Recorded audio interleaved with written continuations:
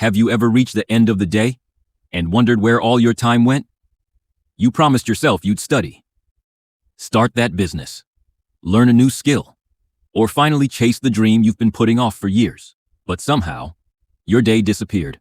One notification, one short video, one quick message, and before you knew it, another opportunity was gone. This is the story of a teenager who almost lost his future. Not because he lacked intelligence, not because he lacked talent, but because he couldn't control the one thing that mattered most: his attention. 16-year-old Ethan Walker lived in a quiet town outside Denver, Colorado. Everyone agreed on one thing: Ethan was smart. His teachers said he had incredible potential. His parents believed he could earn a scholarship to one of the country's best universities. But potential means nothing if it never becomes action. Every afternoon, Ethan sat at his desk with good intentions. He opened his laptop, picked up his notebook, and promised himself, "Today I'll stay focused." Then his phone buzzed. One notification became another. A 5-minute break turned into an hour. By midnight, his homework was untouched, and guilt was the only thing he'd accomplished. The worst part wasn't failing. It was knowing he could do better. One afternoon, his math teacher handed back another test. A bright red F was written across the top. As students celebrated their grades around him, Ethan quietly folded the paper and slipped it into his backpack. Before he left the classroom, his teacher stopped him. She looked him in the eyes and said, "Ethan, you're not failing because you're incapable. You're failing because your attention belongs to everything except your future." Those words stayed with him all the way home.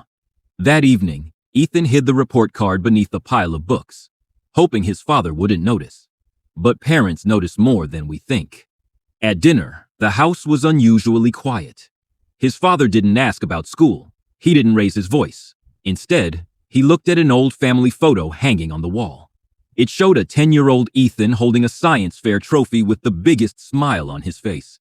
His father smiled sadly. Then he said, "You know what I miss? The boy who used to finish what he started." Those words hurt more than any punishment ever could. The next morning, instead of driving Ethan to school, his father took a different road. 2 hours later, they stopped outside a small cabin surrounded by tall pine trees. "This is Mr. Carter's house," his father said. "Who's Mr. Carter?" Ethan asked. His father smiled. "When I was your age, I was just like you. I was distracted, unfocused, and wasting every opportunity I had. Then I met the man who lives here. He didn't change my future. He taught me how to change it myself." Before Ethan could ask another question, the front door opened. Standing there was an older man with kind eyes and a calm smile. He welcomed them inside as if he'd been expecting them. The cabin was simple. No trophies, no awards, no expensive furniture. Just shelves filled with books and an unusual sense of peace. After a few minutes of quiet conversation, Mr. Carter stood up without saying a word. He walked into the kitchen. Moments later, he returned holding a clear glass filled almost to the very top with water. He carefully placed it into Ethan's hands. "I have a challenge for you," he said. "I want you to walk around the property and come back. But there's one rule. Don't spill a single drop." Ethan smiled. It sounded almost too easy. He had no idea that this simple walk was about to teach him the most important lesson of his life. Ethan stepped onto the narrow stone path, holding the glass with both hands. At first, it felt easy. He smiled to himself. "That's it. This is the challenge." But only a few steps later, the wind picked up. Leaves blew across the path. A dog barked somewhere in the distance. His phone vibrated inside his pocket. For just a split second, his eyes moved away from the glass. A few drops spilled over the edge. He quickly steadied his hands and kept walking. Then another distraction appeared. Children were playing basketball across the street. Someone shouted his name. Without thinking, he looked up. More water spilled. Now his heart was racing. The harder he tried not to spill the water, the more difficult it became. By the time he reached the cabin again, nearly half the glass was empty. Mr. Carter looked at the glass, then at Ethan. "What happened?" Ethan let out a deep breath. "I got distracted." Mr. Carter nodded. Then he gently lifted the glass. This isn't just a glass of water. It's your future. Ethan looked confused. The water represents your focus, Mr. Carter continued. And everything around you, the noise, the phone, the opinions of other people, they're all fighting for one thing, your attention. He placed the glass back on the table. If you spend your life giving your attention to everything, you'll have nothing left for the things that truly matter. Those words echoed in Ethan's mind all the way home. That night, instead of making another empty promise, he made one small change. He turned off his phone while studying. The next day, he studied for just 30 focused minutes. Not 3 hours. Not all night. Just 30 uninterrupted minutes. It didn't feel like much. But he did it again the next day. And the next. Some days he failed. Sometimes he picked up his phone after only 10 minutes. Sometimes he got frustrated and wanted to quit. But instead of starting over next week, he started over the very next day.